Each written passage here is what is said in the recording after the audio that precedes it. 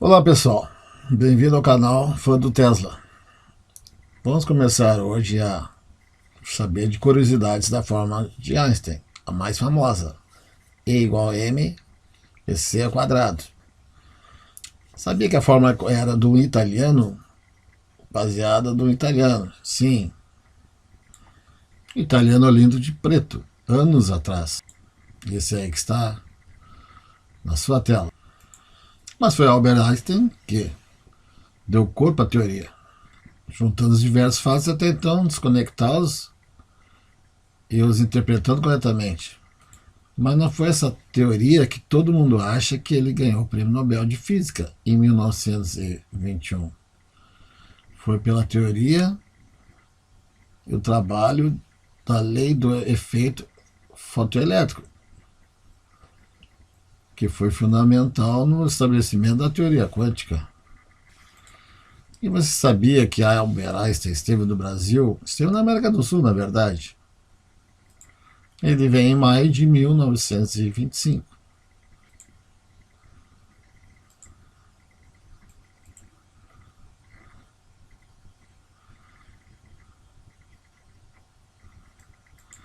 E agora vamos entender o que significa essa teoria. Era um dia quente e seco. Grandes astrônomos e entusiastas da ciência, europeus e brasileiros, se reuniram em um lugar improvável, no meio do sertão, em uma pequena cidade cearense chamada Sobral. Esse era o lugar certo e aquelas eram as pessoas certas para que um marco na história da ciência e da humanidade se tornasse realidade. Albert Einstein teve suas teorias comprovadas e foi catapultado para a fama mundial na velocidade da luz, graças a um feito que aconteceu em 29 de maio de 1919. E é hoje, praticamente no exato centenário desse evento que empurrou o limite do nosso conhecimento para as estrelas, que eu vou explicar para você por que o Brasil, por que o Ceará e por que Sobral foram o palco desse espetáculo. Vamos nessa, da teoria da relatividade. E com ela passamos a perceber que o espaço e o tempo são, na verdade, a mesma coisa. E essa é uma grande afirmação que precisa de grandes provas. E uma boa maneira de provar ou refutar essa ideia é olhando para cima e observando as estrelas do céu. E isso parece ser algo simples, que qualquer um podia fazer em qualquer lugar. Mas além de precisar, é claro, de um telescópio adequado, era preciso também as condições naturais também adequadas. Era necessário esperar por um eclipse solar. Mas essa história começa bem antes de Einstein. Ela começa no século XVII, quando Sir Isaac Newton, um famoso físico, se tornou famoso por suas explicações sobre como a gravidade fazia com que dois corpos se atraíssem. Cala a boca e me beija. Em seu incrível trabalho, ele descobriu a fórmula matemática que descreve a atração de dois corpos. E isso era o suficiente para explicar basicamente tudo, menos algumas coisinhas. Essa fórmula era capaz de descrever o nosso mundo prático aqui, do dia a dia, como seres humanos na Terra e também alguns fenômenos no espaço. E assim, eu posso jogar algo para cima e saber que a gravidade vai puxar esse objeto para baixo, pois a massa desse objeto e a massa de todo o planeta interagem, fazendo com que os dois se atraiam. E a Terra, por sua vez, está orbitando o Sol. Em outras palavras, quer dizer que ela está constantemente caindo no Sol. Porém, está indo rápida demais e, por causa disso, está também errando a nossa estrela o tempo inteiro. Ainda bem. Eventos como esses eram bem descritos e poderiam ser precisamente previstos pelo trabalho de Newton. Porém, havia o problema da luz. Ih, tá com problema de luz de novo? Pois é, a luz, como nós sabemos, não possui massa, mas mesmo assim é atraída pela gravidade. E agora? Então, Isaac Newton disse que os raios de luz eram feitos de corpúsculos, que eram pequenas partículas que tinham o ímpeto de continuar um caminho lá em linha reta, mas que podiam acabar tendo seu trajeto desviado por conta da gravidade. O problema é que essa ideia é legal, interessante e tal, mas ela não precisa apenas explicar no papel o conceito por trás desse fenômeno, mas também necessita fazer previsões no mundo real. E é aí que entra na história Albert Einstein. Séculos depois, ele publicou em 1905 um artigo que divulga a sua nova descoberta, a teoria especial da relatividade. Ela mostra como o espaço e o tempo possuem uma relação especial.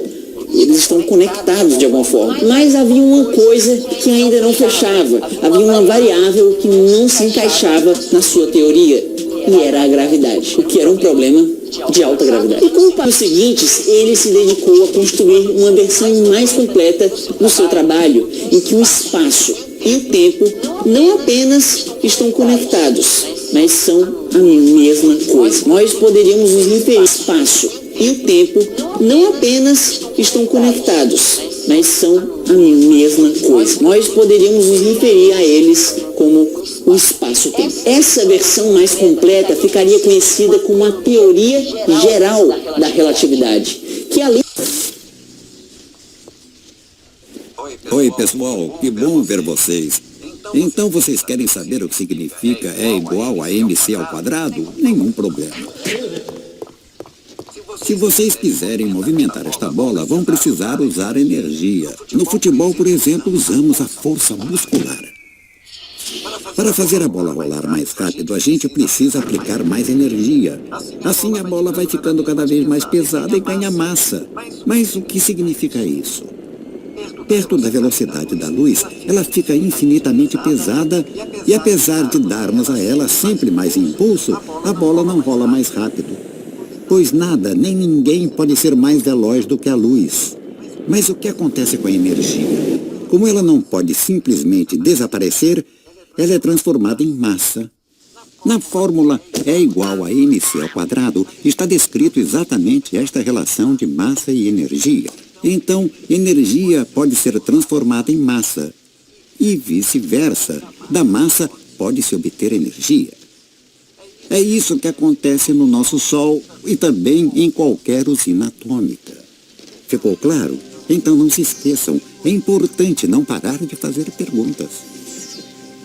Podem parecer estranhos e supérfluos para uma pessoa comum, uma vez que fogem totalmente das nossas experiências no cotidiano.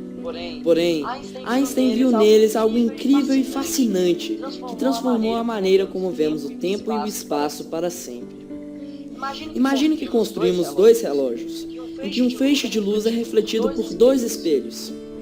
Se eles estão parados, podemos concordar que a luz é refletida pelos espelhos ao mesmo tempo.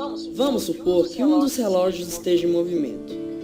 Observe que o caminho percorrido pela luz no relógio em movimento é maior do que o caminho percorrido no relógio parado. A velocidade da luz tende a ser a mesma para os dois relógios, e o feixe de luz deve ser refletido após a mesma quantidade de tempo em ambos os casos. Mas se a luz do relógio em movimento percorre uma distância maior, como isso é possível? A única maneira disso funcionar é se o próprio tempo passar mais lentamente. Observe que o tempo no relógio em movimento está passando mais lentamente do que o tempo no relógio parado. Isso permite que a luz viaje uma distância maior do que o habitual. Vamos ver isso de outro ângulo. Velocidade é igual a distância dividida por tempo. Se a distância percorrida pela luz no relógio em movimento aumenta, o valor de seu tempo também deve ser maior. Isso significa que à medida que aceleramos no espaço, desaceleramos nossa passagem no tempo. Esse efeito é conhecido como dilatação temporal. Como vimos anteriormente, o tempo se dilata para garantir que a velocidade da luz seja a mesma. Porém, distância e tempo não aumentam pela mesma quantidade. Na verdade, o tempo não se dilata o suficiente para que a velocidade da luz seja a mesma para ambos os relógios. Portanto, outro fenômeno ocorre: contração de comprimento. Quando um objeto está em movimento, não só o tempo passa mais lentamente para ele, mas também o próprio objeto encolhe. Em outras palavras, à medida que aceleramos, o tempo passa mais lentamente para nós e o nosso comprimento diminui. Para que possamos concordar na velocidade da luz, temos de discordar no tempo e no comprimento. Dessa forma, ele sempre pensava em imagens, visualizava as coisas. Quando o pai lhe deu uma bússola, ele ficou olhando aquilo noite após noite, a agulha apontando o norte. Ele disse que ficava com arrepios. Einstein disse uma vez: quero conhecer as ideias de Deus de forma matemática. Einstein queria uma equação. Talvez quisesse uma equação bem curta, que encapsulasse todas as leis da física. Exprimir a beleza, a majestade, o poder do universo numa só equação foi o objetivo da vida dele. Fez esse trabalho decisivo foi o diretor do Observatório Nacional do Rio de Janeiro. Eu estou falando de Henrique Morris, que visitou a cidade de Sobral 2 vezes. E na segunda vez ele percebeu o avanço no desenvolvimento no lugar. Tinha via férrea, telégrafo, lugar de hospedagem e várias outras coisas. Ele acompanhava a saga de Einstein e sabia do que era preciso para se atingir a comprovação e reconhecimento que estava faltando. E foi aí, e logo em seguida, o eclipse começa. E junto com ele começa também a correria. Não existe margem para erros. O evento todo é muito rápido. Eles possuem 5 minutos para fazer valer a pena 7 anos de espera da humanidade. E o resultado não poderia ter sido melhor. Essa foi uma das imagens daquele dia, quase exatamente há 100 anos atrás, quando a palavra Einstein se tornou literalmente um adjetivo, um sinônimo de inteligência. A teoria geral da relatividade estava na boca do povo. E não só isso, mas o esforço de Henrique Morris. Não só foi um grande feito de pesquisa científica, mas também de divulgação científica, o que havia acabado, como Henrique Morris, que pode não ter um rosto tão famoso, mas eu fico feliz que hoje você possa ter conhecido a sua história em um lugar improvável, no sertão cearense. Em 1900, Albert Einstein tinha 21 anos e era estudante na Escola Federal Politécnica de Zurique. Que esse jovem um dia se tornasse sinônimo de gênio era algo que não passava pela cabeça dos professores. Ele faltava muito. Os professores achavam que ele era um inútil. Em consequência, ele não arranjou emprego algum quando se formou.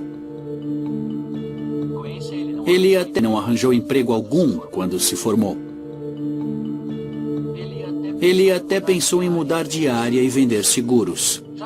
Já imaginou abrir a porta um dia e ver Albert Einstein lhe vender um seguro? Que desperdício! Einstein se achava um fracasso. Ele até escreveu para a família dizendo que talvez tivesse sido melhor ele não ter nascido.